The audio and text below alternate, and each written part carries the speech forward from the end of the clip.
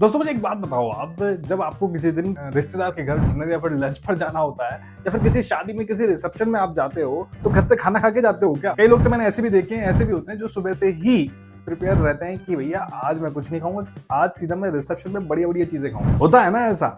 अरे भाई फैक्ट है, होता है, सब करते हैं, मैं भी करता हूँ। भाई यहाँ पे क्या हो रहा है? सेम ऐसा ही हमारे विंडोज सिस्टम के साथ भी होता है। जब भी हमें कोई हैवी टास्क करना होता है या फिर कोई हैवी गेम खेलना होता है तो सिस्टम के पेट को हमें खाली करना पड़ता है, जिससे आप हैवी टास्क स्मूथली उसमें रन कर सकें। वरना भरे पेट से ना तो आप खाना खा सकते हैं, ना ही सिस्टम के भरे पेट से आप सिस्टम में कुछ हैवी टास्क रन कर सकते हैं। क्या कहना क्या चाह रहे हैं भाई आप? क्योंकि सिस्टम भी प्रॉपर काम नहीं करेगा अगर उसका पेट भरा हो। पेट मतलब समझ रहे हो ना मैं क्या कह रहा हूँ? सिस्टम का पेट क्या है? अरे भाई रैम की बात कर रहा हूँ मैं। जैसे ह्यूमन का पेट भरता रहता है और खाली होता रहता है, ऐसे ही सिस्टम की रैम भी भरती रहती है और खाली होती रहती है।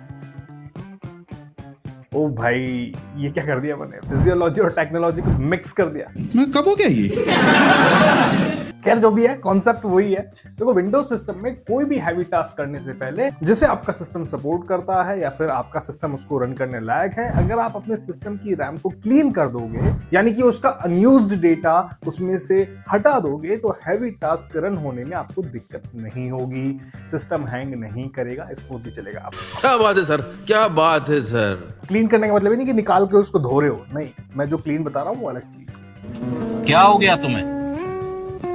क्यों नहीं बोल रहे हो? चाहे आपके सिस्टम में रैम 4 GB हो, 8 GB हो, 16 GB हो, 32 GB हो, कुछ भी हो, ये सबके काम आएगा। ये वीडियो एंड तक जरूर देखना, क्योंकि जिसके पास जितना GB रैम होता है ना, वो उतना ही बड़े टास्क ऑपरेट करता है, और जो जितने बड़े टास्क करता है उसके सिस्टम में उतना ही standby data RAM create करने लगता है। इसके लिए सबसे पहले तो आपको ये चेक करना होगा कि रैम के पास कितना फ्री स्पेस है, कितना वो यूज कर रहा है और कितना स्पेस रैम स्टैंड बाय पे रख रहा है। ये सब हमें चेक करना पड़ेगा। चलो भाई देखो अब मैं क्या करता हूँ। चेक करने के लिए टास्क मैनेजर सबसे बढ़िया टूल है सिस्टम का। टास्क मैनेजर आप ओपन कर लेंगे और यहाँ पे परफॉर्मेंस टैब में जाएंगे और यहाँ पर आप रैम को सिलेक्ट करेंगे।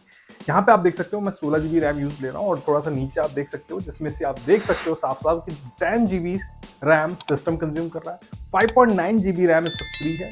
अगर मैं कोई ऐसा टास्क रन करूँ या फिर गेम खेलूँ जिसको 10 GB कंज्यूम करना है, तो भैया सिस्टम मेरा रो देगा, वो रन नहीं कर पाएगा, क्योंकि फ्री तो 5.9 GB है ना।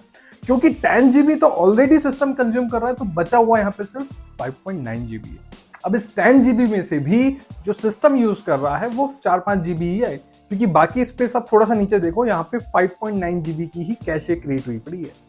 यानी कि ये कैशे वो स्टैंड बाय स्पेस है आपके रैम का, जो रैम ने क्रिएट किया हुआ है कि हाँ भाई इस पर्टिकुलर कैशे में स्टैंड बाय स्पेस में वही डेटा रहेगा जो फ्रिक्वेंटली यूजर यूज लेता है, और जैसे ही वो यूज लेगा फ्रिक्वेंटली फिर से वो ऐप, तो यहाँ से उस डेटा का यूज लिया जाएगा, उस कैशे का यूज लिया जाएगा। लेकिन भाई अभी मेरी प्रायोरिटी है गेम खेलना या फिर वो हैवी टास्क करना जिसके लिए मुझे रैम में जगह चाहिए, तो मुझे तो प्रॉपर रैम की नीड है भाई, मुझे स्टैंड बाय की नीड नहीं है। तो उसके लिए जितना रैम को अभी सिस्टम कंज्यूम कर रहा है, उसके लिए तो मैं बस इतना ही कर सकता हूँ कि भैया जो रनिंग टास्क है लाइक क्रोम है जो रैम ज्यादा कंज्यूम कर रहा है, फिर कोई अदर टास्क है जो रैम ज्यादा कंज्यूम कर रहे हैं, उनको मैं क्लोज कर सकता हूँ, उससे मुझे रैम में स्पेस मिल जाएगा। लेकिन और क्लीन करने के लिए और क्लियर करने के लिए मुझे कैशे को क्लीन करना होगा। तो इसके लिए आप एक काम करना, देखो गूगल पे जाना, आप लिखना रैम मैप। टूल तो बहुत सारे हैं, लेकिन मैं आपको वो टूल बता रहा हूँ जिस पर आप ट्रस्ट कर सकते हैं। माइक्रोसॉफ्ट की ऑफिशियल वेबसाइट आएगी, माइक्रोसॉफ्ट का ऑफिशियल यूटिलिटी टूल है ये, इसको आप डाउनलोड करेंगे, एक जिप फाइल डाउनलोड होगी आपके सिस्टम में, इसको आप एक्सट्रैक्ट कर लेंगे। अब यहाँ पे आपको मल्टीपल वर्जन मिलेंगे एप्लीकेशन के, तो जो आप वर्जन यूज ले रहे हो 64 बिट 32 बिट अपना ऑपरेटिंग सिस्टम,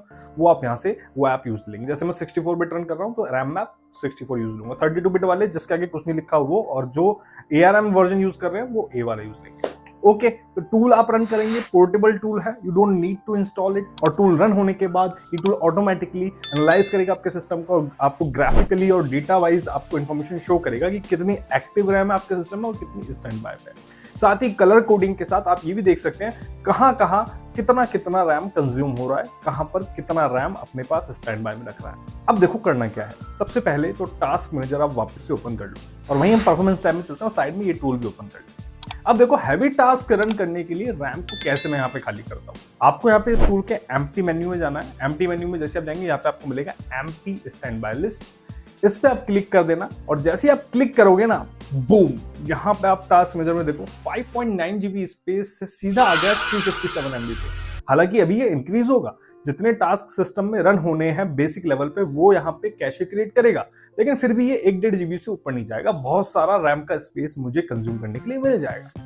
अब आपके केस में डिपेंड ऑन कि आप कितने टास्क रन करके रखते हो जब आप स्टैंड बाय क्लीन करते हो, या फिर आपके सिस्टम में रैम कितनी है उस पर डिपेंड करेगा कि यहाँ पे कितना आपको क्लीन करके देने वाला है। तो बस आपको इतना ही करना है और हर बार करना है जब भी आपको अपने सिस्टम में हैवी टास्क रन करना हो।